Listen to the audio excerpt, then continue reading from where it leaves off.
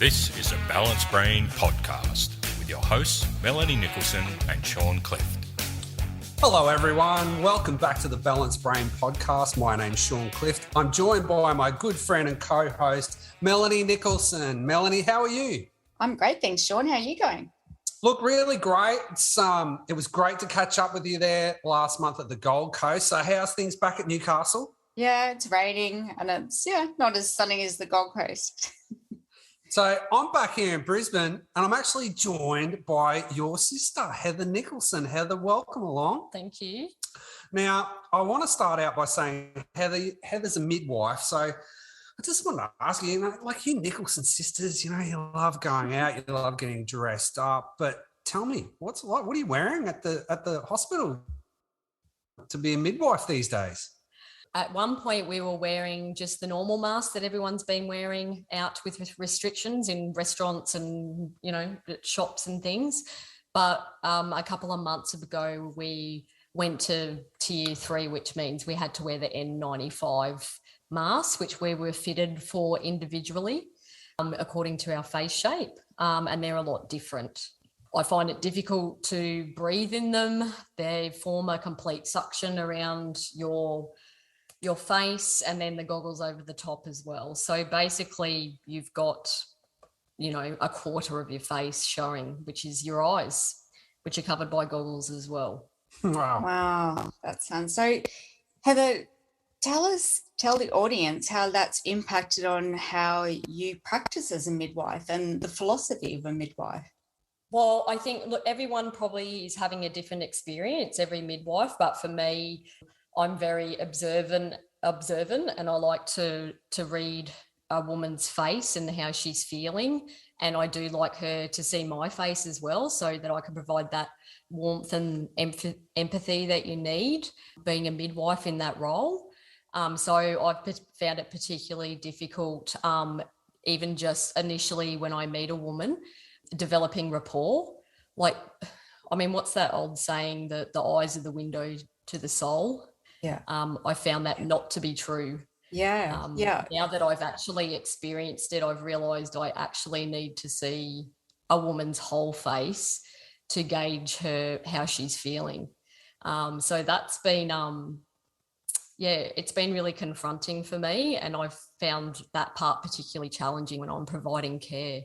And not only just for me and the woman that I'm caring for, but also her support team, her partner, her husband. While the women don't have to wear them while they're in active labour, their partners and support team do.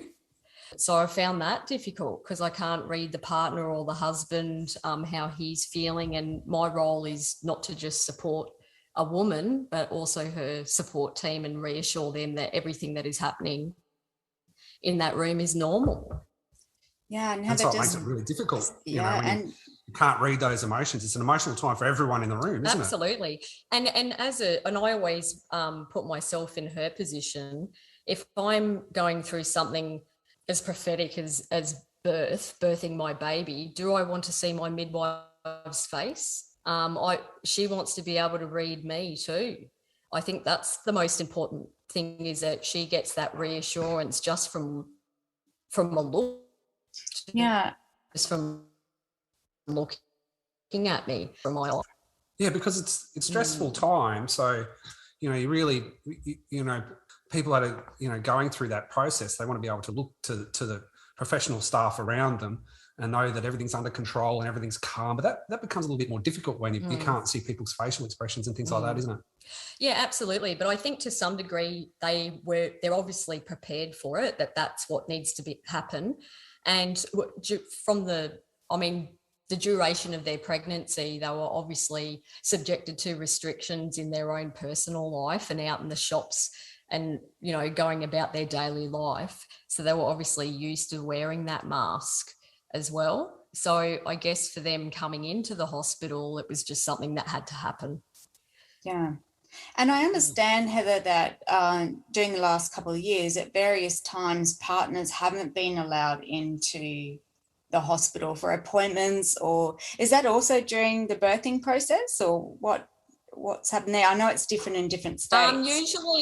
Usually the support team may be restricted during antenatal appointments, so we keep that to a minimum. But we were always only allowed to support people with a woman when she's birthing. That's pre-COVID, that's how it is too. Just to obviously keep the number of people inside a birthing room limited so that a woman feels safe and she can, it's too overwhelming to have too many people in there as well. And at one stage that was cut back to one support person, which was usually their partner. But I guess, sort of the cascade effect of that was that women that were having their second, third, fourth babies had children at home. Yeah. And if you didn't have family in Brisbane to care for those children while your partner came in and supported you in labour, that's when women felt really alone and isolated. So just on that, Heather, I was reading a peer-reviewed study about Australian women's experiences receiving maternity care during COVID. And that was the major thing that came out, was how alone they felt during the process. But there were also some women who reported that it was really good not to have a huge amount of visitors in the room. And just there's always positive and negatives of things. But it was more that face-to-face interaction that they missed. And that feeling of, just doing it alone and just having it so clinical. But I mean, from my experience, I didn't really have a situation where a woman was birthing alone. It's usually afterwards, postnatally, when they've had their baby. And you're right, some women did report that it was great that they couldn't have visitors up on the ward, so they could just be with their baby and their partner without the onslaught of visitors that normally happens. But then at the same time, different cultures, for instance, Indian and Asian cultures, it's part of their tradition or culture to have their mother or family come over from India or Asia to stay for a month or two after a baby is born. Well, obviously that couldn't happen due to COVID restrictions. So I did see a lot of isolation there because they may not have had any family in Brisbane. So there were no support networks. So we definitely had an increase of, things like social work referrals, increased anxiety and depression, mostly related to isolation and not having those support networks readily available to them. What about people from sort of outback and regional areas? How did it affect them? Well, where I work is a tertiary hospital, so we will quite often get women in from rural areas that are either flown in. So, but they're usually, to some degree, that isolation is already there because they leave their family on, say, these big properties to come in, especially if they've had, if they're a high-risk pregnancy or they have a reason where they need to come into the hospital earlier. So I feel like I can't really comment too much on that because they've already got that isolation there from where they live. Yeah, I think it also came down to living in different states. So grandparents, obviously living in New South Wales or Melbourne, they couldn't come up, to Queensland or Brisbane to help support the family either. So that's the biggest thing that I noticed during that time, was not having access to any support networks. Yeah. And you said, you observed depression and isolation with that. And I guess that reflects the broader community over the last 2 years and also what's been happening prior to COVID. So it's just kind of amplified what was already happening in society, I guess. And then you're bringing a new baby into the world. So that would be really tough. Heather, tell us about how you're managing the constant changes in rules and regulations and how that impacts on your practice, like caring for women. How do you manage that? Well, I'm fortunate enough to work in a continuity of care model, which means that the women I care for have me. We have actually a small team of midwives. There's 3 of us. So we provide care to the same woman throughout her whole pregnancy. Yeah. So I think that we're in a pretty great position to be able to advocate and provide for our women because we've known them for that long period. And I think that that gives them some kind of reassurance during these times. So Heather, when does that first meeting happen? Is it how early in the pregnancy does that happen? Well, usually once their pregnancy is confirmed, they have to go to their GP and get a referral into our program, and there's a wait list. Okay. So there's not enough continuity of care midwives. So they go on a wait list, and then our job is we get given the wait list and we call them. Okay. And recruit them as such. And then each midwife can take 3 to 4 women a month. That's our caseload, 1 during each week of the month. So you're meeting a woman very early in the pregnancy? Usually she has to see her GP, and then we see them from about 14 weeks. Right, okay. So you must build up a really good rapport with them over the time. We do. There is a big gap between booking in. So we'll see them between 14 and 16 weeks, and then they see their GP around 20 weeks. Right. And then from 24 weeks, they see us for the rest of their pregnancy on a regular schedule. So yes, we definitely get to know them very well. Some women under our care, we don't.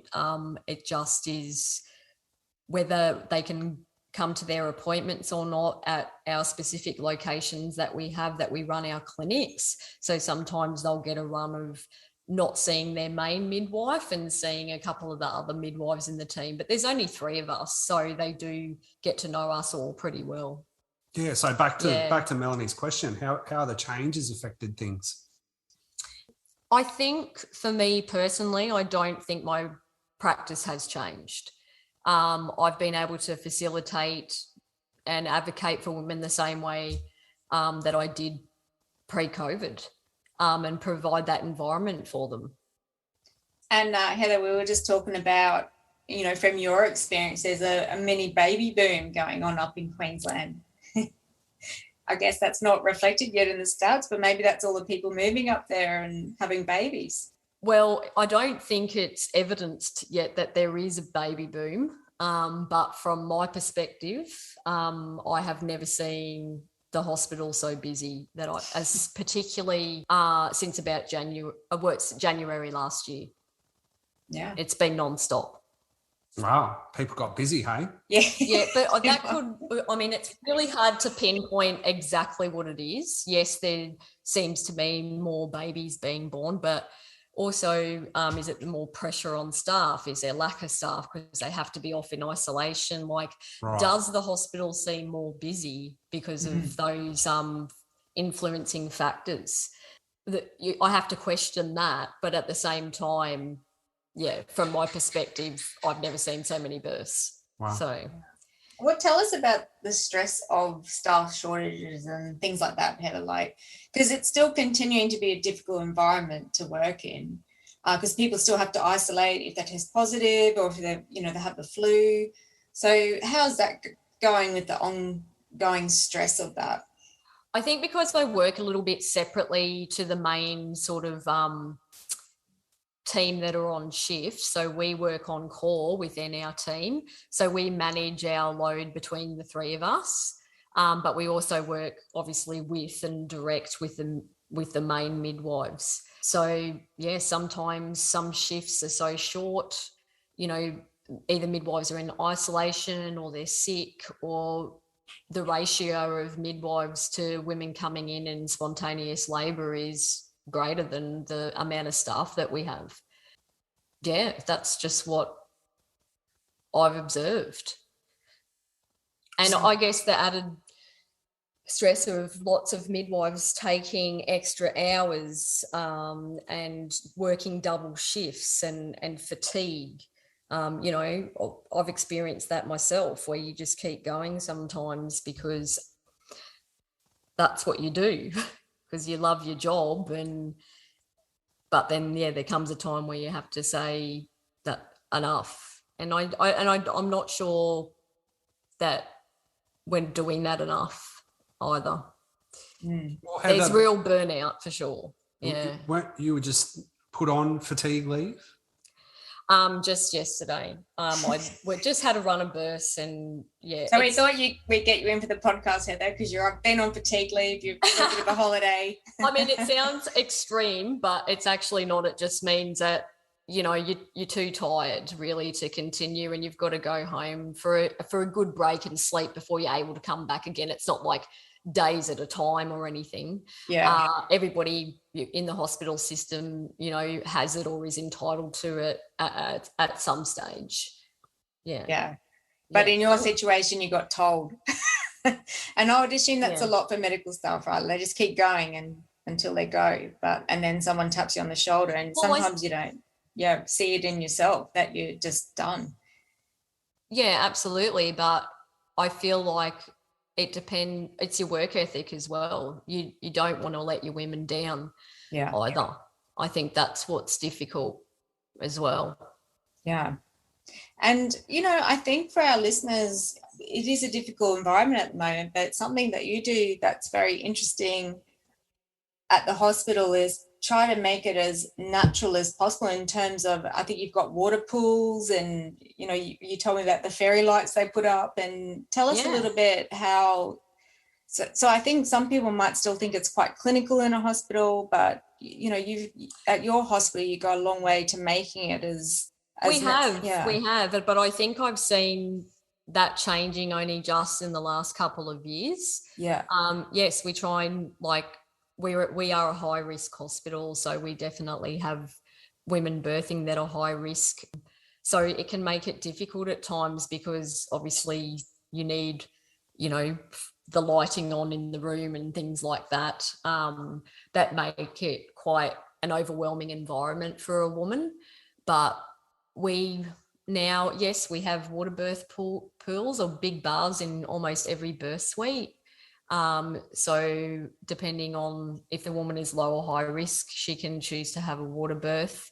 We dim the lights right down. Yes, we have fairy lights. We encourage them to bring in their own playlists. We have Bluetooth speakers in every room for them to connect to. We have aromatherapy diffusers and encourage them to bring their own oils in, their own food, snacks, things like that. So quite often, if you get there before the woman arrives, she's told you she's in labour, you can set the room up to have the lighting and, a little bit of music playing, and that's amazing. Have some oil so they walk in. It's a smooth transition from home to car to birthing room. And it's lovely to see. Even we've got birth boxes that have, affirmations that we can put up on the walls, and it's quite lovely actually. It's really nice to see. So I think, yes, sometimes people have this perception that it's this big clinical birthing room, but we're definitely changing things for the better. It's really nice to see. Well, that's amazing. So we're all about the same age. How much different would it have been, say, in the 70s when we were born compared to what it is now? Oh, I can't even imagine. A lot of forceps we use. Legs in stirrups, unnatural birthing positions. Even when women, quite often, we just leave women alone to adopt the positions that they would like, that are natural to them and intuitive in labour. And quite often that is in the shower, sitting on the fit ball, leaning over the bed on all fours. We have bean bags, we have floor mats, we have fit balls. Yeah, we've got everything. So to facilitate what they want to do. And in most cases now, the partners are around for that process, whereas probably in the 70s, the partners were at the pub having a couple of beers. Yeah, maybe? absolutely. Yeah. And they're very involved too. Yeah. Yeah, it's really lovely to see. It's very interesting when you get to observe the dynamics between a couple when they come in labour, because quite often I'll look after a woman for her whole pregnancy and not meet her partner due to various reasons, work and that sort of thing. And then, they come in together, and it can be a very rewarding experience, obviously, to watch that happen. Yeah. And what's some of the most challenging parts of how you are able to work within a hospital? Because I know ultimately, I think for most midwives, the dream is to go out on your own, right? And have your own business. And I think that's quite common for, yes. Not for everyone, I don't think. No. I think I'm learning that. Every midwife is a little bit different. Yeah. They either like structure and the hospital system being a bit more clinical, or they have the more natural approach. Yeah. Which you can, that can be facilitated in hospital if you work in a continuity of care model. And even outside of that, like I admire many of the midwives that I work with.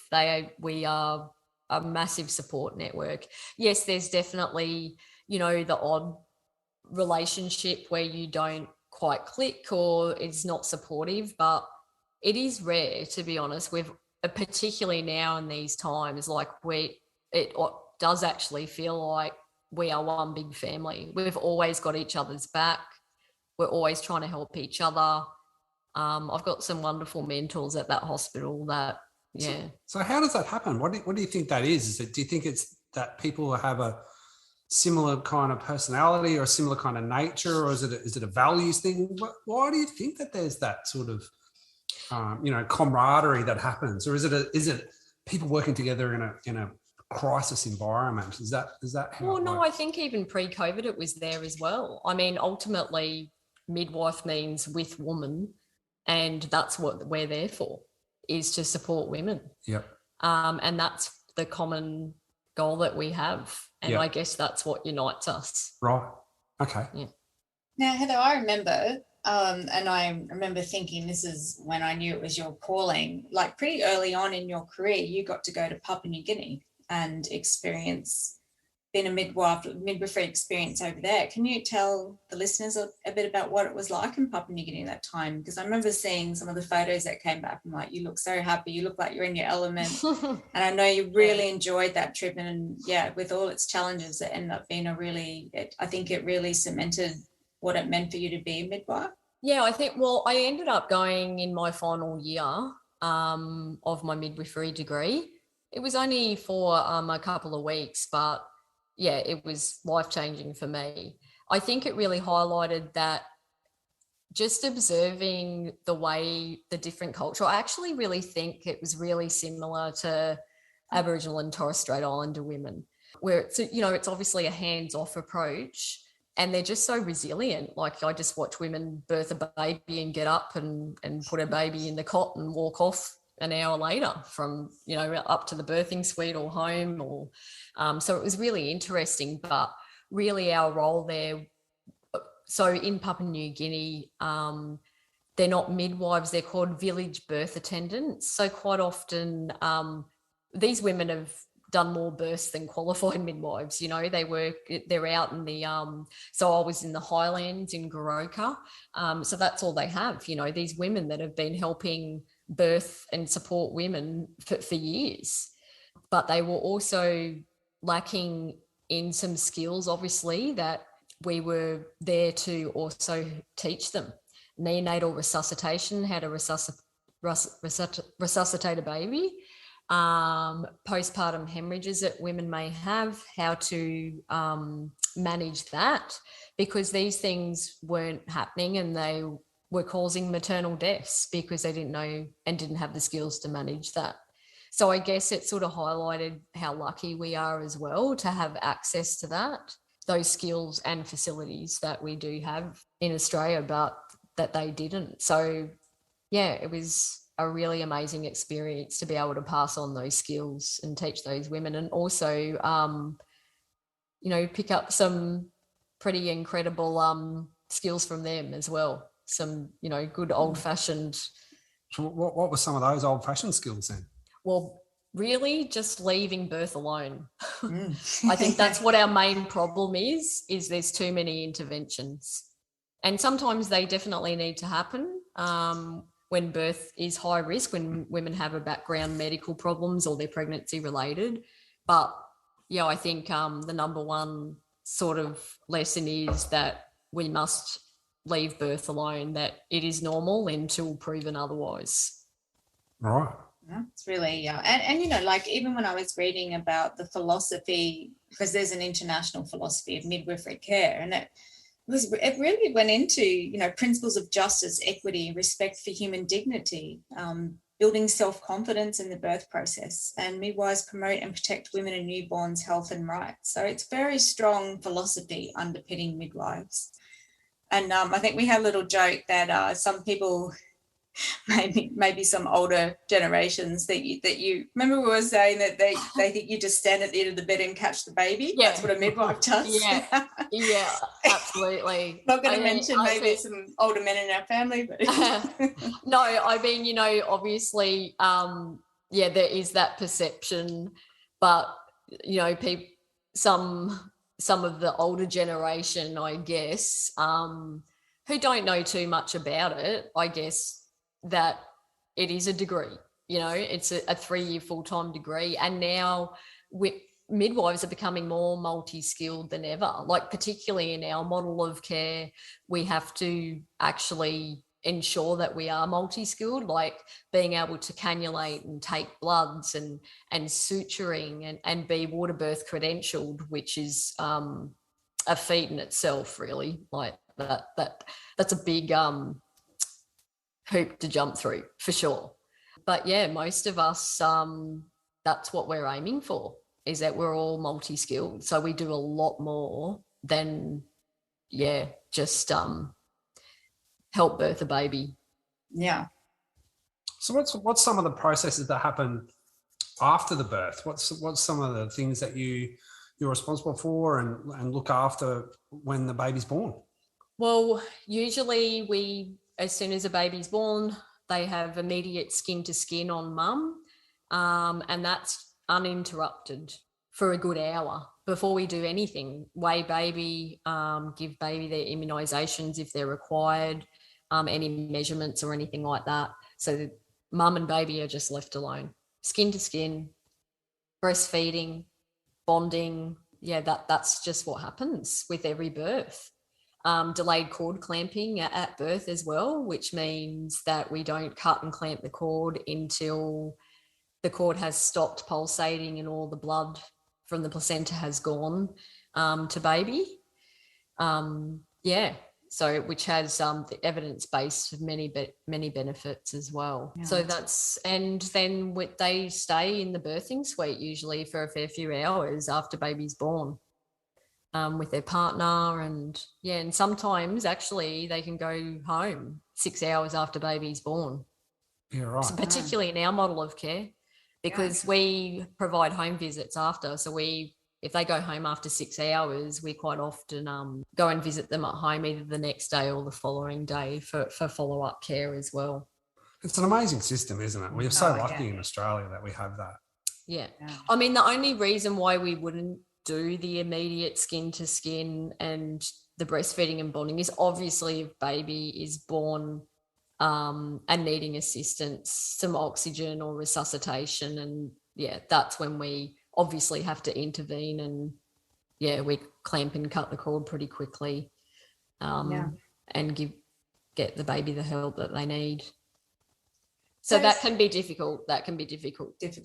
For the mother, and the parents, definitely, when that has to happen, that separation that occurs. So obviously you couldn't anticipate the last couple of years. I mean, I would say it's been a really tough time for everybody, but particularly I don't imagine when you were studying, when you've been practicing the last few years, that you could see the last couple of years happening. What have you, at what point are you in your journey with midwifery? Like, what have you learned, particularly over the last 2 years during COVID and just the changes in practice? Like, what's changed for you in terms of how you feel about midwifery, where you want to see it go? What's your hopes?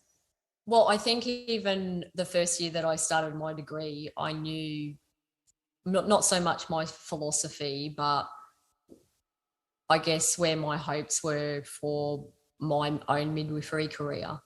And that really has been highlighted, I guess, in the last year or two. I I don't want to work in the hospital system. Yeah. As a midwife.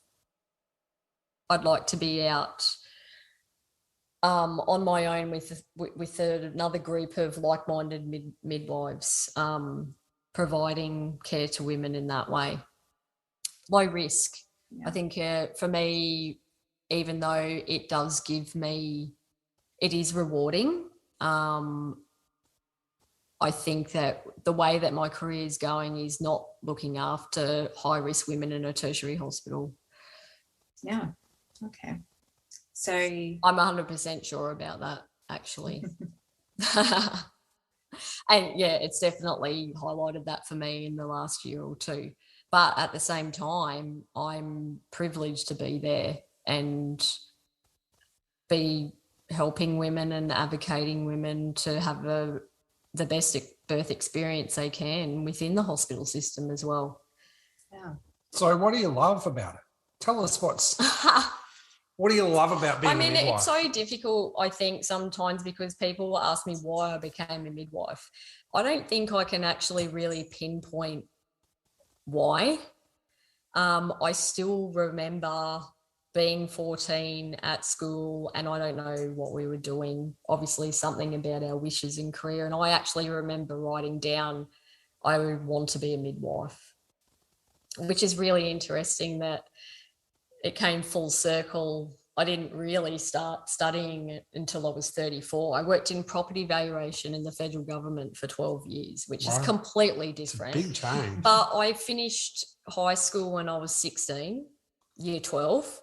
I don't know what happened. Mum started me a little bit earlier because she obviously thought that I was smart. I'm joking. Wasn't I? But I think not only was I not in the right headspace or mature enough at that age to go on to uni and really come out as a fully qualified midwife at 19 or 20. I think I'm a better midwife now, or the best midwife that I can be, from having had life experience and having my own children. Yeah. But having said that, I don't think that makes you a better midwife, because I work with many, many younger midwives that don't have children, and I look up to them. They're amazing. Yeah, wow. Midwifery was dominated by single women in the 30s and 40s, that never married or never, that was the midwife, was the unmarried woman, really, and had no children, earlier on in the early century. And that's still there at the hospital. Some midwives that have been midwives for 20 or 30 years. Yes, absolutely. Some don't have children. And really that, I just mean my personal experience is that I felt like that's when I was ready. Yeah, you were prepared. Yeah, absolutely. And I mean, it really is, although it can be difficult, obviously, working different shift hours and being on call and things like that, it really is the most rewarding job. Yeah. Yeah. It is amazing to support women, to reassure them to that birth is normal, don't be fearful. Yeah, it's just, I do feel privileged to be there every day.